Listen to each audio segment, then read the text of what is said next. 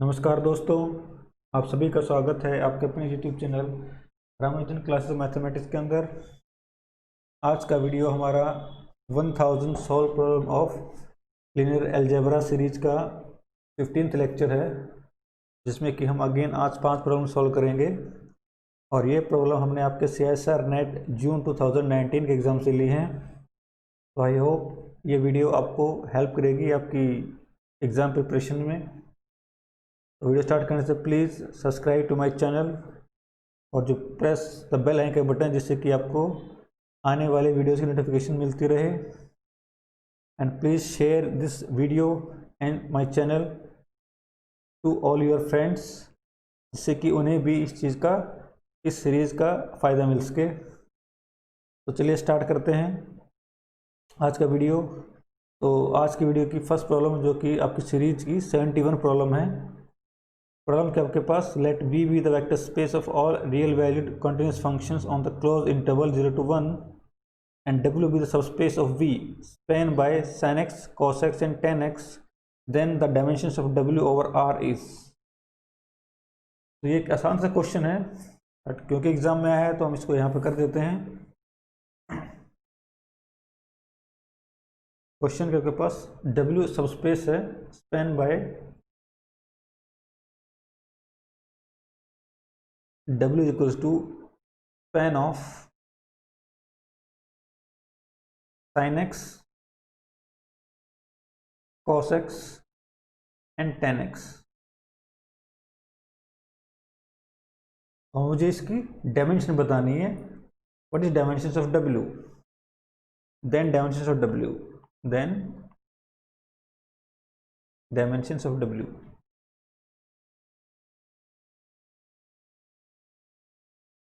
Means मुझे check करना है कि out of this 3 vector how many are linearly independent. तो चेक करते हैं इसको। Let alpha, beta and gamma belongs to real number such that alpha times sin x plus beta times cos x plus gamma times tan x is equal to 0 for every x between 0 to 1। मैंने मान लिया आपका linear combination आपका equal to 0 function है on interval 0 to 1। अब मुझे यहाँ से चेक करना है क्या अल्फा, बीटा और गामा तीनों की वैल्यू 0 आ रही है। चेक करते हैं। Now put, first of all put x equal to 0, because आपकी इक्वेशन हर एक पॉइंट के लिए सेटिस्फाइड है ऑफ interval 0 to 1, it satisfied for each point. तो इन पर्टिकुलर अगर मैं इसके जगह 0 डालता हूँ तो इसको सेटिस्फाइड करेगी। So put x equal to 0, कितना मिल जाएगा? Alpha sine 0 is 0 plus beta cos 0 is 1 plus gamma tan 0 is 0 equal to 0। It implies my beta is 0। अगर जो बीटा वो 0 हो जाएगा। नाउ आपके पास अगर बीटा 0 तो आपके पास इक्वेशन क्या बच जाएगी? आपके पास इक्वेशन रह जाएगी, it is just alpha sine x plus gamma tan x equal to 0। Now if my alpha is not equal to 0, मान लेते हैं जो अल्फा 0 नहीं है, it implies sine x is equal to minus gamma tan x upon by alpha. तो यहाँ से हम साइन एक्स को कैंसिल आउट कर सकते हैं बोथ साइड से। फॉर x बिटवीन 0 to 1 आपका जो साइन एक्स है वो 0 नहीं होगा। इन पॉइंट्स के लिए आपका साइन एक्स 0 नहीं होगा, तो हम दोनों साइड साइन एक्स को कैंसिल आउट कर सकते हैं। It implies my 1 is equal to minus of upon my cos x। So it implies my cos of x is equal to minus gamma by alpha. But is it possible? No, this is not possible.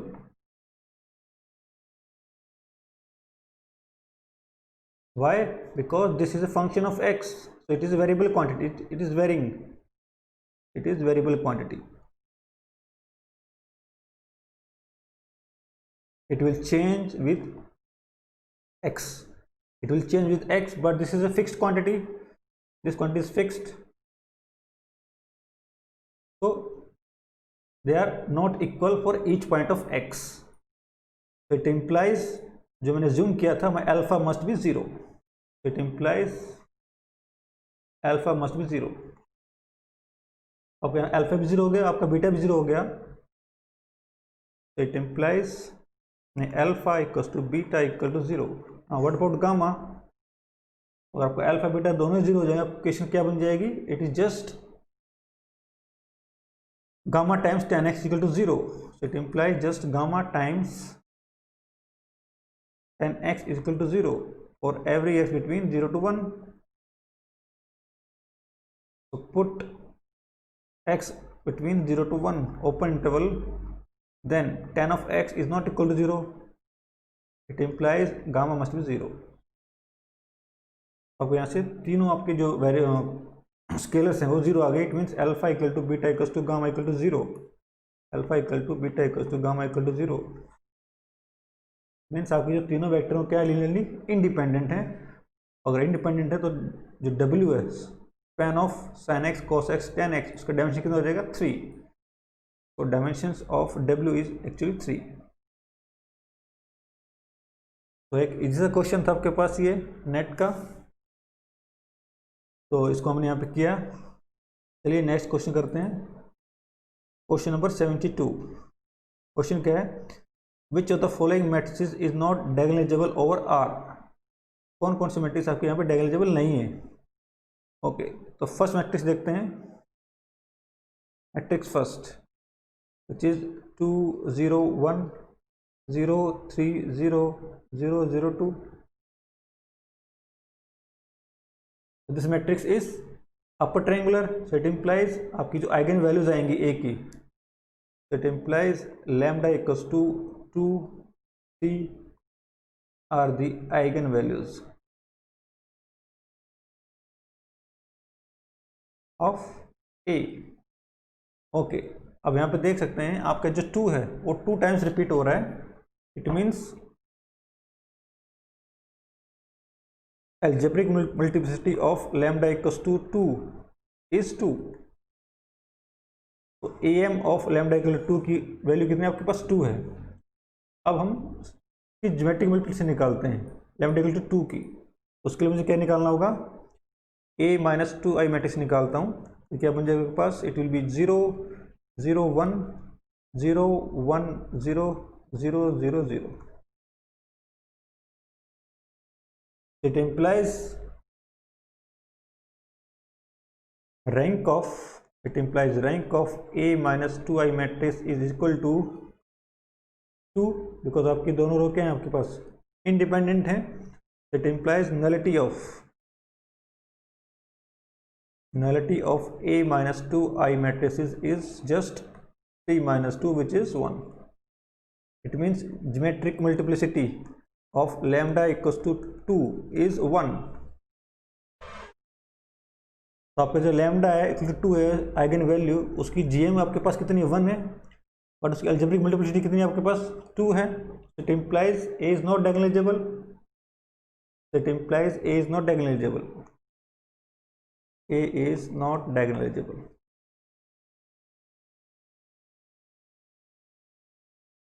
Since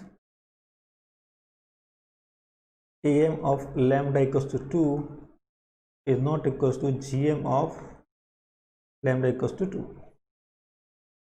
तो आपकी जो पहली matrix है वो तो diagonalisable नहीं है. तो my first one is not diagonalisable. उसने पूछा डायगोनलाइजेबल कौन सी नहीं है, तो आपका करेक्ट ऑप्शन हो जाएगा. व्हाट अबाउट सेकंड मैट्रिक्स क्या आपके पास?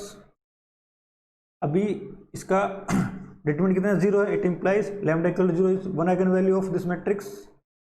और ट्रेस कितना आपके पास? 2 है. So it implies lambda equal to 2 is other eigenvalue. आपके पास 2 क्रॉस 2 मैट्रिक्स है और दोनों आपके आइगन वैल्यूज क्या हैं? डिफरेंट हैं. It implies matrix A is diagonalisable.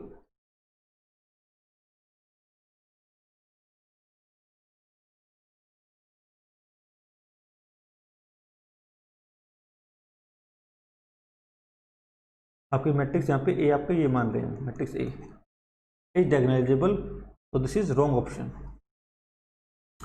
What about third? Third में आपके मैट्रिक्स क्या है, 2 1 0, तो आपके लैम्डा की वैल्यू कितनी कितनी रहेंगे आपके पास, इस again lambda equals to 2 and 3। इस मैट्रिक्स की आपके पास तीन आइगन वैल्यूज हैं, 2 3 and 3। तो algebraic multiplicity of lambda equal to 3 is 3। Matrix लिख लेते हैं आपके पास, मैट्रिक्स मेरे पास कितना है, 2 1 0 2 1 0 0 3 0 and then 0 0 3 0 0 3। तो lambda equals to 2 3 3 are the eigenvalues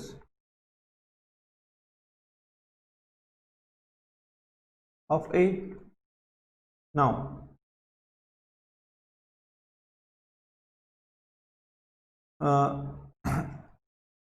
algebraic multiplicity of lambda equals to 3 is 2। 2 times आपका रिपीट हो रहा है आपका 3 आइगन वैल्यू, आपके 2 टाइम रिपीट हो रही है, it means algebraic multiplicity of lambda equal to 3 is 2। अब इसके हम ज्योमेट्रिक मल्टीप्लिसिटी निकालते हैं, ज्योमेट्रिक मल्टीप्लिसिटी। उसके लिए अगेन मुझे क्या निकालना होगा, a माइनस 3i मैट्रिक्स निकालनी होगी। वो कितनी बन जाएगी पास, -1 1 0 0 0 0 and 0 0 0। It implies rank of a minus 3i is just 1 because सिर्फ आपके पास एक ही रो है, non zero row. It implies nullity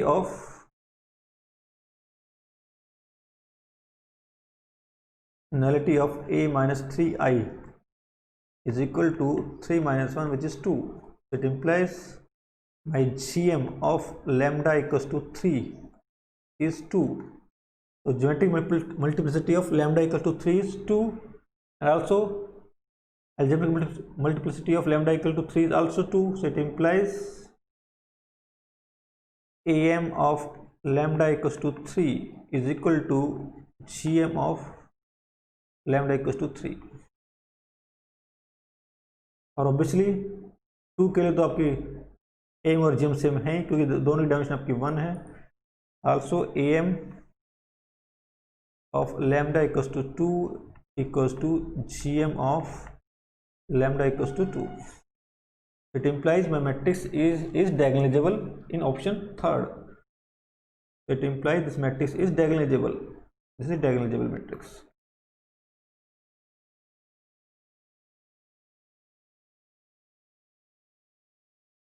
तो उसने पूछा कौन सी डायगोनलाइजेबल नहीं है, so my this option is also wrong, this also wrong. What about fourth?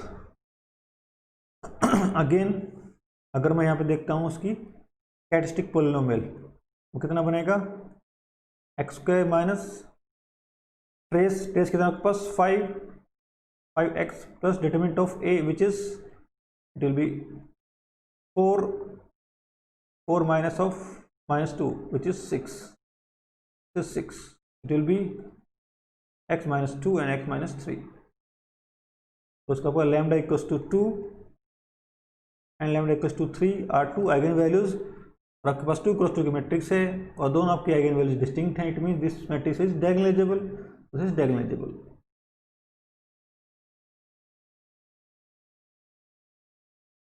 So this option is also wrong।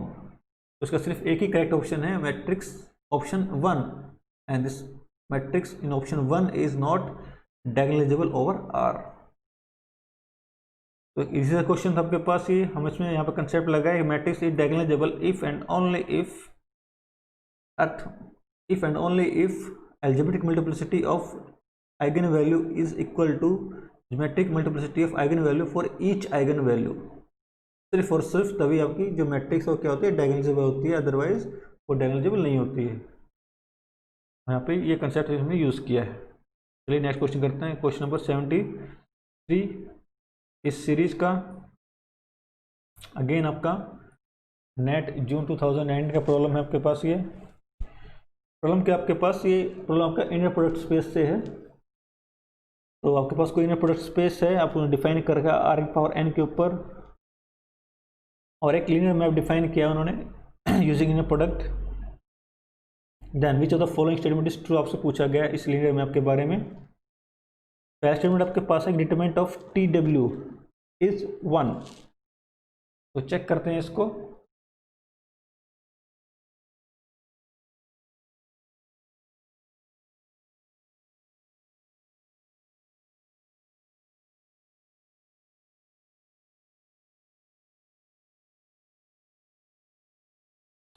Late, हम इस केस में n को मान लेते 3।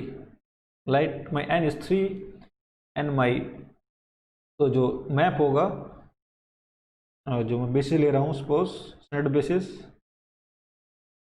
Which is E1 E2 and E3,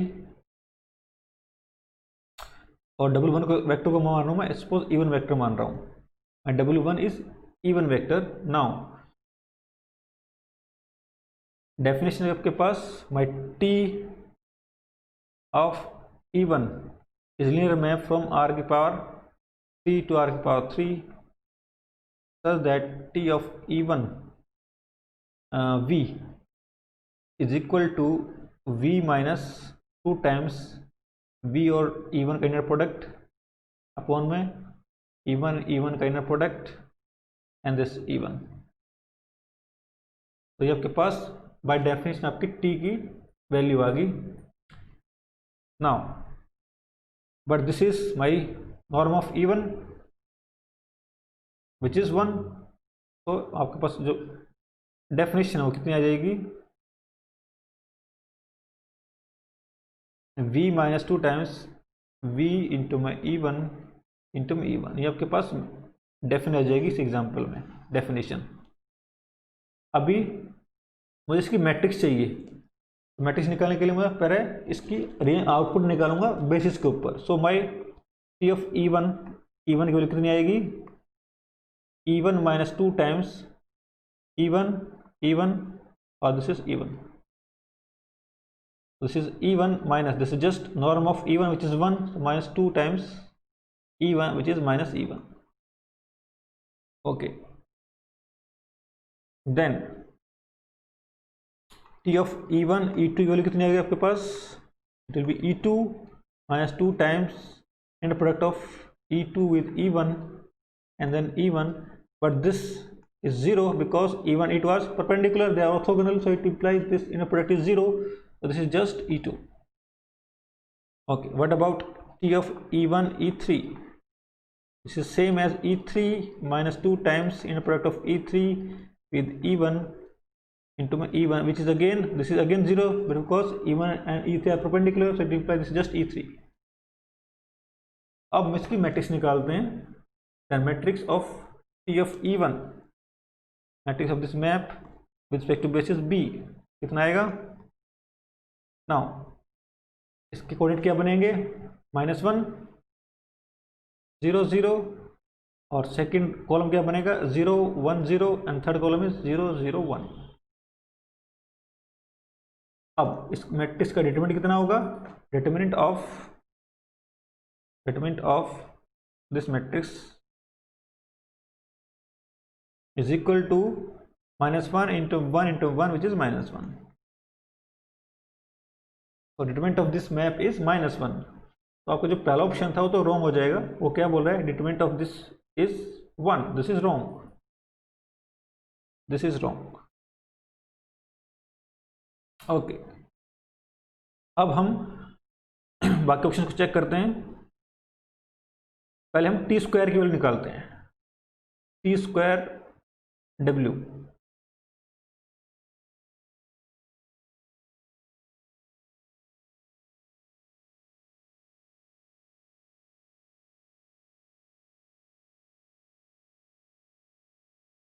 इसके लिए निकालते हैं, कितना आएगा आपके पास,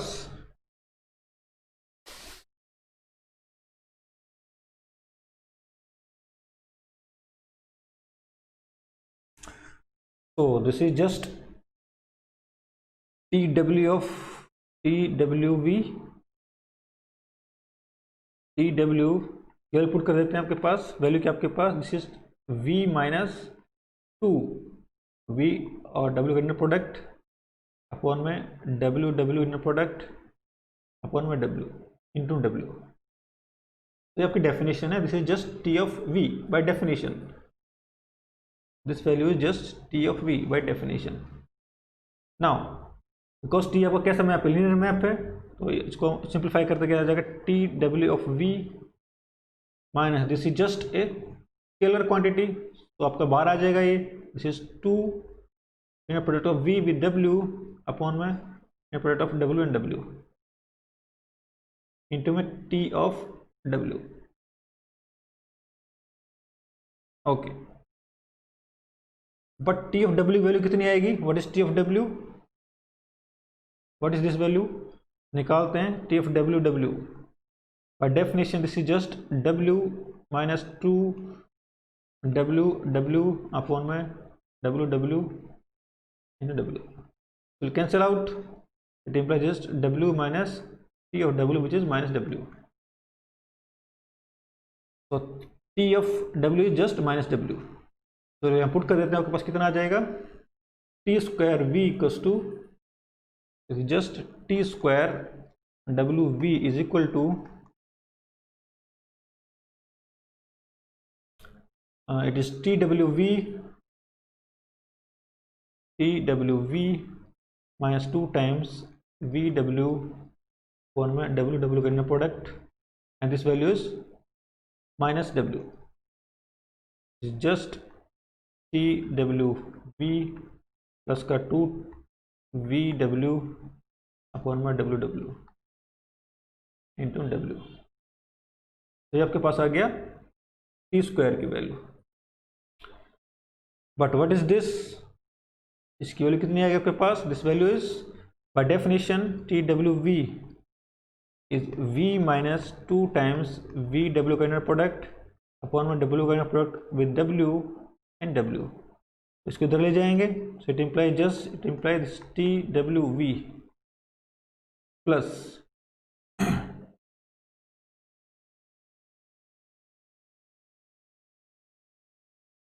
this is 2 times inner product of v with w upon में w का inner product which is this equals to v, so this whole quantity is equal to v, this whole is v equals to v, it implies my t square wv is equal to v, it implies t square w is identity map, is identity map.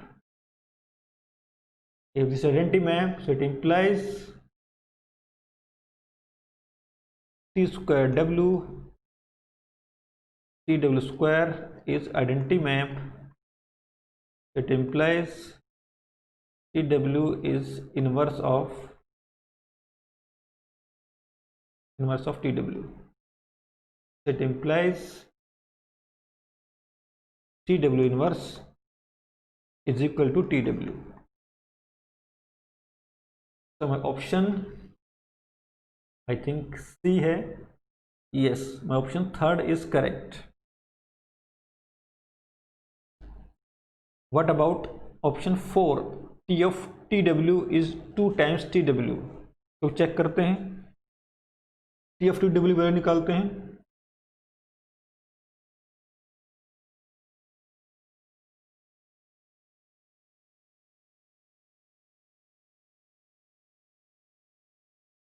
T of TW V by definition this is just V minus 2 times V TW upon में 2W का inner product into 2W, ये आपकी definition है।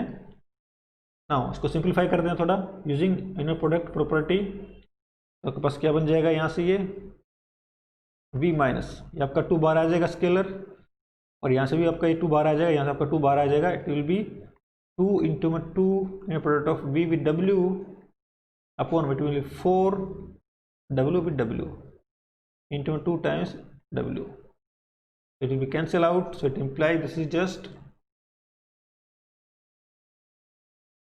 Equals to v minus V का inner product with W upon में W का inner product with W, and this is 2 times W.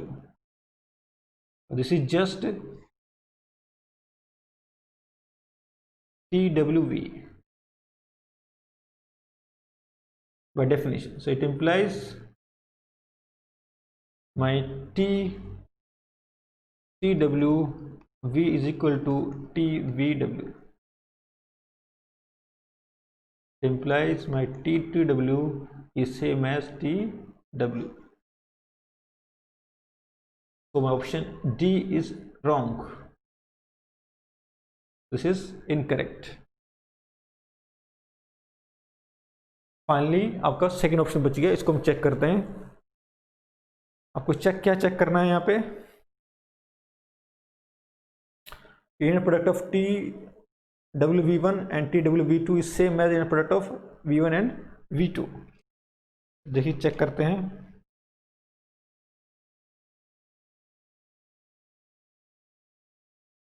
Just हमें definition use करना और कुछ नहीं करना, और आपको इनर प्रोडक्ट की प्रॉपर्टीज यूज करने हैं।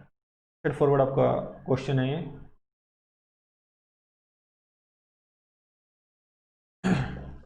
Now inner product of T of W1V, not W1, inner product of TWV1 and TWV2 का आपको इनर प्रोडक्ट निकालना है। तो this is just equals to केवल पुट कर देंगे by definition. This is just V1 minus 2 times V1 W का inner product, one में W का inner product with W and then W, comma. अब इसके लिए पुट कर देते हैं by definition. This is again V2 minus 2 times V2, V1 है आपके पास, V2 W अपॉन में W का इनर प्रोडक्ट विद W। तो मैं यहाँ पे जस्ट डेफिनेशन को यूज़ किया है ना। अब यहाँ पे सिंप्लीफाई करेंगे using properties of inner product. This is just equals to inner product of V with V2, तो V1 V2 inner product minus, it will be, ये आपका ये फैक्टर आपका स्केलर है, so it will be comes out of the inner product, so it will be -2 times V2 W inner product upon WW, this inner product of V1 with W, and then further simplify. अब इसको इसके से करेंगे तो again आपको product बाहर आ जाएगा, it will be -2 V1 W upon में WW and W का inner product with V2, and then plus 4 V1 W inner product V2 W inner product upon में WW इनर प्रोडक्ट का स्क्वायर, और into में WW का inner product. एक term cancel out हो जाएगी, यहाँ से आपके पास क्या बचेगा finally, V1 V2 inner product minus, this is just 2 times V2 W upon में WW, this V1 W, this is -2। तो क्या लिख सकता हूँ मैं, बिकॉज आपका इनर प्रोडक्ट कैसा है, रियल इनर प्रोडक्ट है, so my alpha beta inner product is same as beta alpha, मेरे अल्फा बीटा वेक्टर्स। तो मैं इसको एक्सचेंज कर सकता हूँ because this my inner product is real inner product. So आपको जो वेक्टर है इनर प्रोडक्ट को मैं चेंज कर सकता हूँ। This is just V2 W and this is just V1 W upon में WW। यहाँ से क्या बन जाएगा आपके पास, last white term plus 4 V1 W and V2 W upon में WW inner product. Now -2 times this and -2 times this will be -4 times, and this plus 4 times will cancel out. So we are left with only inner product of V1 and V2. It implies this is just product of V1 and V2। तो आपका जो option second है वो क्या हो जाएगा, correct हो जाएगा। तो my option second is also correct. तो यहाँ पे हमने सिर्फ बेसिक प्रॉपर्टी यूज करी है इनर प्रोडक्ट की, और कुछ इसमें कुछ खास नहीं था। तो एक आसान सा क्वेश्चन था। तो चलिए नेक्स्ट क्वेश्चन करते हैं, क्वेश्चन नंबर 74, जो कि इस वीडियो का फोर्थ प्रॉब्लम है। अगेन एक इजी सा क्वेश्चन है। क्वेश्चन क्या आपका, what is the rank of the following matrices. आपको एक 5x5 की मैट्रिक्स गिवन है, आप उसकी रैंक निकालनी है।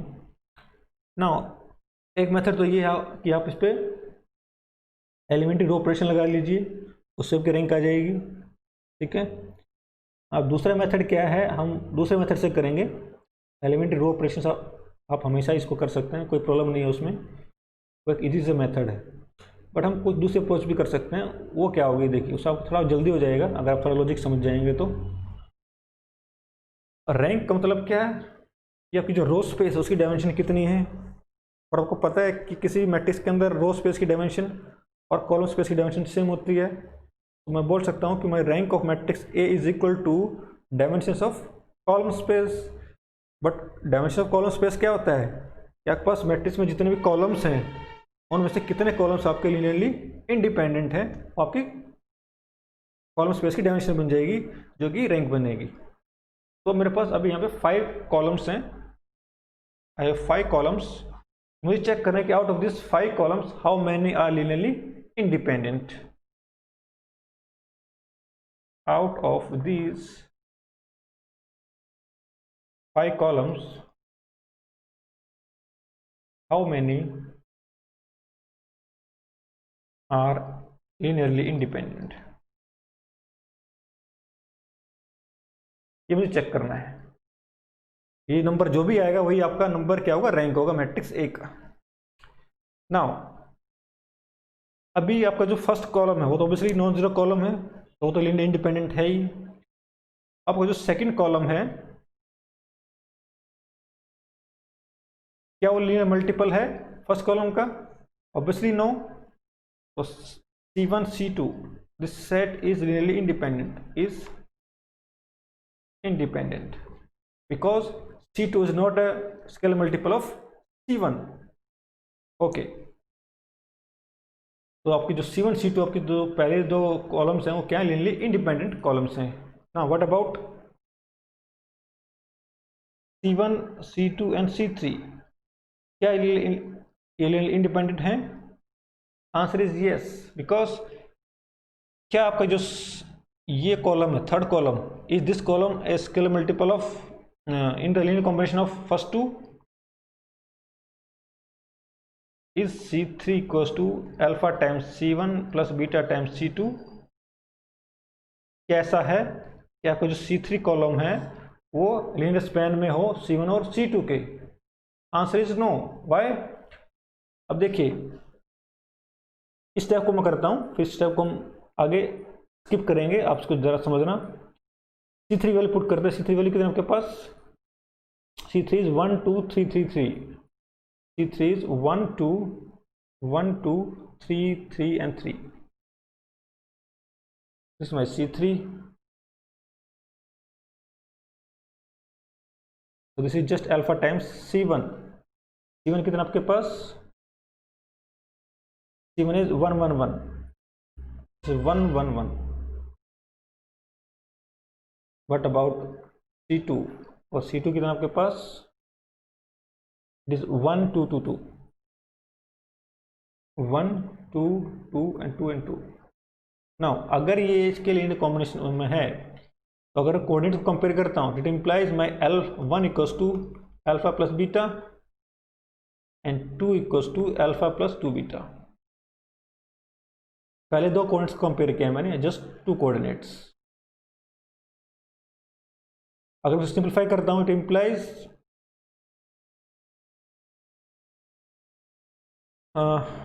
दोनों को माइनस कर देते हैं, it implies my beta will be 1 and alpha will be 0। तो आपको यहाँ से अल्फा की वैल्यू आपकी 0 आ गई, बीटा की वैल्यू आपकी 1 आ गई। बट क्या ये थर्ड क्वाड्रेंट को सेटिस्फाइड करेगा ये रिलेशन? अल्फा की वैल्यू 0 है तो this column will be just 0 and this is beta is just 1, this will be 2, but here this is 3, so 3 is not equals to alpha into 1 plus beta into 2। Third coordinate हम compare कर रहे हैं, अभी यहाँ पे third coordinate compare कर रहे हैं।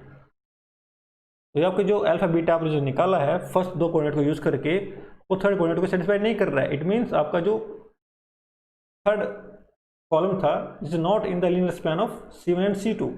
It implies this set C1 C2 C3 are linearly independent set. Now अभी हम यही चीज फोर्थ कॉलम के साथ करेंगे। Can this column be in the linear combination of C1 C2 C3? Can C4 equals to alpha times C1 plus beta times C2 plus gamma times C3 plus W times C4 C3 just तीन कॉलमों के पास। क्या ऐसा हो सकता है कि आपका C4 C1 C2 C3 के लीनियर कॉम्बिनेशन में हो? Answer is no. वाई? अगर मैं इसको कंपेयर करता हूं, पहले सिर्फ थ्री कोऑर्डिनेट को कंपेयर कर रहा हूं मैं, जस्ट थ्री कोऑर्डिनेट्स। तो आप ऐसे देख सकते हैं 1 2 3 and 1 2 3, it implies alpha must be 0, beta must be 0 and gamma must be 1 by comparing just three coordinates. But क्या रिलेशन फोर्थ कोऑर्डिनेट को सेटिस्फाइड करेगा? Answer is no, this does not satisfy the fourth coordinate. It implies this C4 is not in the span of C1 C2 C3. Similarly, my C5 is not in the span of C1 C2 C3 C4. Exactly same। अब हम यहाँ पे C5 के लिए first four coordinates को compare करेंगे। यहाँ से आपकी वैल्यू क्या आएगी? अगेन 0 स्केल आएंगे 0 0 0 एंड 1, बट वो आपका फिफ्थ कोऑर्डिनेट को सेटिस्फाई नहीं करेगा। It implies my C5 is not in the span of C1, C2, C3 and C4. It implies all of these 5 columns are linearly independent. It implies C1, C2, C3, C4 and C5 is linearly independent and implies rank of matrix A is just 5.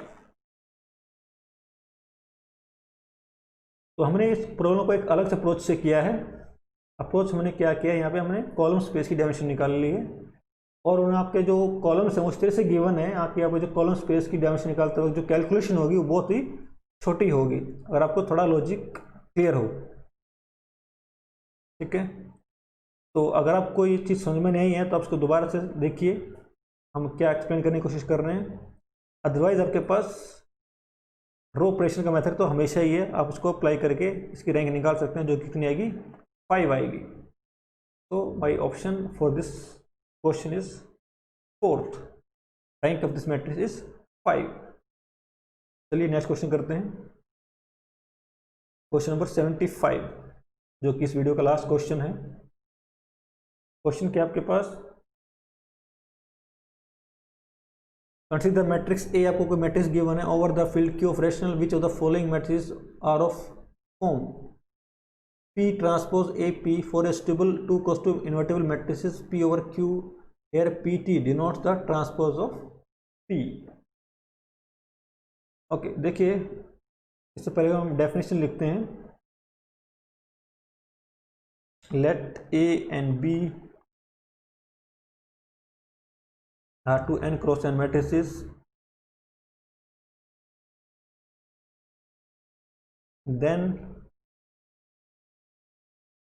we say B is congruent to matrix A if there exists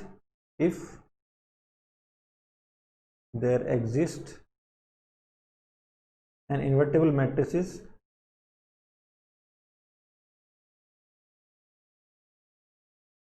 P such that an invertible matrices P such that B is equal to P का transpose A into P। अगर ऐसा है तो हम बोलते हैं आपके जो मैट्रिक्स ए और बी क्या है, कॉन्ग्रुएंट है, जहाँ आपका जो पी है वो क्या है, इन्वर्टिबल मैट्रिसेस है। नाउ एक तो आपकी डेफिनेशन है, this is just definition.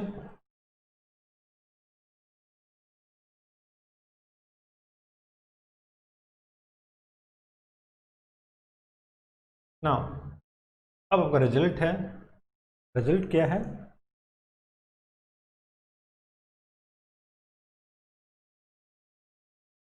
To matrices A and B are congruent if and only if both of them have same rank, same index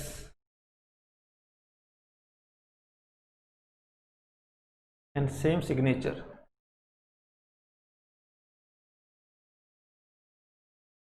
आपके यहाँ पे जो हम मैट्रिक्स ले रहे हैं आपके एक्चुअली सिमेट्रिक मैट्रिसेस हैं, वो मैंने लिखा नहीं। If A and B are two symmetrices matrices, this is symmetric matrices, are two anchor of symmetric matrix.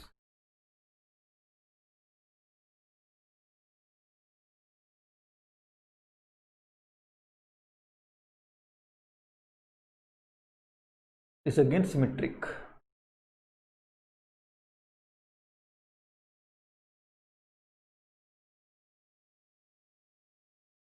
So two matrices, two symmetric matrices are congruent if and only if they have the same rank, same index and same signature। तभी और सिर्फ तभी आपकी दोनों matrix क्या होंगी, congruent होंगी, यानी कि आप उसको इस फॉर्म में लिख सकते हैं। अब ये आपका क्वेश्चन है, क्वेश्चन क्या है आपके पास कि out of this four matrix which one is congruent to this matrix A. तो पहले मैट्रिक्स ए का रैंक निकालते हैं, matrix rank of matrix A is equal to 2 obviously, आपके दोनों रो क्या इंडिपेंडेंट रो हैं। Now what is signature of index of P, index of A, index of A कितना होगा, इंडेक्स क्या होता है, इसकी कितने पॉजिटिव आइगन वैल्यूज हैं। अब इसकी अगर मैं इसकी निकालता हूँ characteristic polynomial C of A X की वैल्यू कितनी आएगी आपके पास, statement of just minus X 1 minus X, just X square minus 1 equal to 0, it implies X equal to 1 and minus 1। Eigen values क्या क्या आएंगे इसकी, 1 और -1। इसके पास सिर्फ एक ही पॉजिटिव आइगन वैल्यू है, it means by index of this matrix is 1। तो index of this is 1 and rank is 2। What is signature, signature कितना बनेगा आपके पास, इस मैट्रिक्स का सिग्नेचर कितना होगा,